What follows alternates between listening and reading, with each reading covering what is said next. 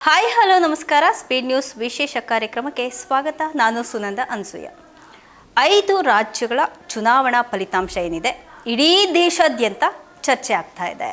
ಅದರಲ್ಲೂ ವಿಶೇಷವಾಗಿ ತಮಿಳುನಾಡಿನಲ್ಲಿ ನಟ ವಿಜಯ್ ಅವರ ಹೊಸ ಪಕ್ಷ ಏನಿದೆ ಟಿವಿಕೆ ಮೊದಲ ಬಾರಿಗೆ 108 ಸ್ಥಾನಗಳನ್ನಾಗಿದ್ದು ಇತಿಹಾಸವನ್ನೇ ಸೃಷ್ಟಿ ಮಾಡಿರೋದು ಅಚ್ಚರಿ ಮೂಡಿಸಿದೆ.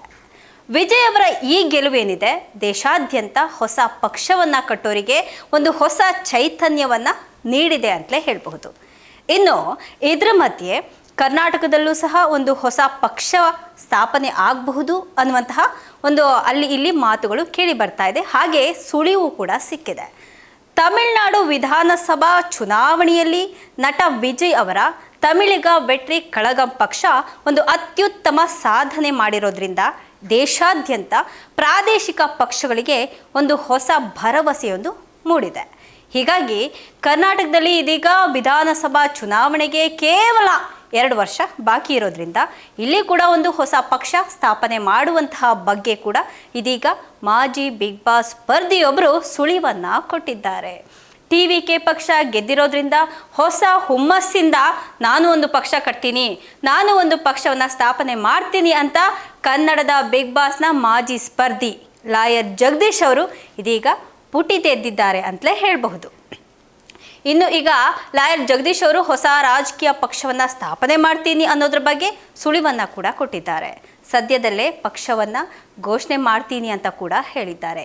ಈ ಬಗ್ಗೆ ತಮ್ಮ ಫೇಸ್ಬುಕ್ನಲ್ಲಿ ಪೋಸ್ಟನ್ನು ಮಾಡಿರುವಂತಹ ಲಾಯರ್ ಜಗದೀಶ್ ಅವರು KN ನಮ್ಮ ಒಂದು ಸಾರಥ್ಯದಲ್ಲಿ ಶೀಘ್ರವೇ ಹೊಸ ರಾಜಕೀಯ ಪಕ್ಷ ನಿಮ್ಮ ಮುಂದೆ ಬರುತ್ತೆ ಅಂತ ಹೇಳಿದ್ದಾರೆ. ತಮ್ಮ ಪೋಸ್ಟ್ನಲ್ಲಿ ಜಗದೀಶ್ ಅವರು JDS ಇರ್ಬೋದು, BJP ಇರ್ಬೋದು, ಕಾಂಗ್ರೆಸ್ ಸಹವಾಸ ಕರ್ನಾಟಕದ ಮತದಾರರಿಗೆ ಸಾಕಾಗಿದೆ.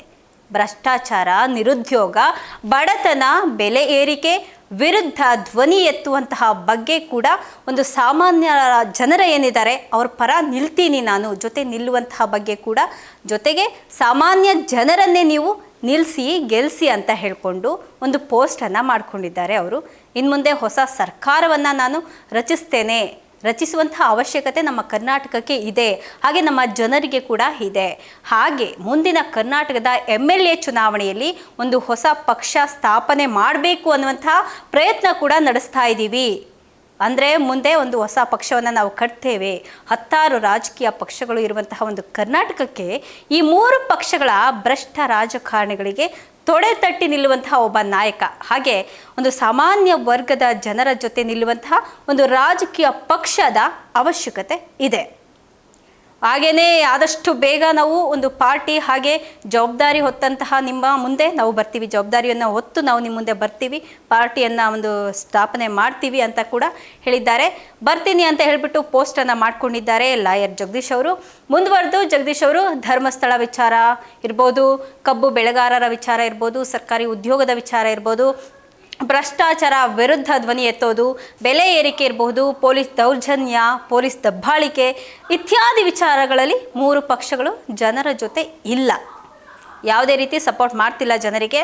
ಅವರ ರಾಜಕೀಯ ಬೇಳೆಯನ್ನು ಅವ್ರು ಬೇಯಿಸ್ಕೋತಾ ಇದ್ದಾರೆ, ಅವ್ರ ಜೀವನ ಅವ್ರು ಮಾಡ್ಕೋತಾ ಇದ್ದಾರೆ. ಜನರಿಗೆ, ಬಡ ಜನಗಳಿಗಿರ್ಬೋದು, ಸಾಮಾನ್ಯ ಜನರಿಗಿರ್ಬೋದು ಯಾವುದೇ ಪಕ್ಷಗಳು ಒಂದು ಸಪೋರ್ಟನ್ನು ಮಾಡ್ತಾ ಇಲ್ಲ. ನಮ್ಮ ಓಟ್ ಬೇಕು, ಆದರೆ ನಮ್ಮ ತೆರಿಗೆ ಬೇಕು ಜೊತೆಗೆ ಅವರಿಗೆ, ಆದರೆ ನಮ್ಮ ಸಮಸ್ಯೆ ಮಾತ್ರ ಅವ್ರಿಗೆ ಬೇಡ, ನಮ್ಮ ಸಮಸ್ಯೆಯನ್ನು ಅವ್ರಿಗೆ ಬಗೆಹರಿಸೋದಕ್ಕೆ ಸಾಧ್ಯ ಇಲ್ಲ. ಈ ರೀತಿಯಾಗಿ ಅವರು ಪೋಸ್ಟ್ ಮಾಡಿಕೊಂಡು ರಾಜಕೀಯ ಪಕ್ಷಗಳನ್ನು ಒಂದು ಅಪೋಸಿಟ್ ಆಗಿ ಪೋಸ್ಟ್ ಮಾಡ್ಕೊಂಡಿದ್ದಾರೆ. ಜೊತೆಗೆ ನಾನೊಂದು ಹೊಸ ರಾಜಕೀಯ ಪಕ್ಷವನ್ನು ಕಟ್ತಾ ಇದ್ದೀನಿ ಅಂತ ಕೂಡ ಭರವಸೆಯನ್ನು ಕೊಟ್ಟಿದ್ದಾರೆ.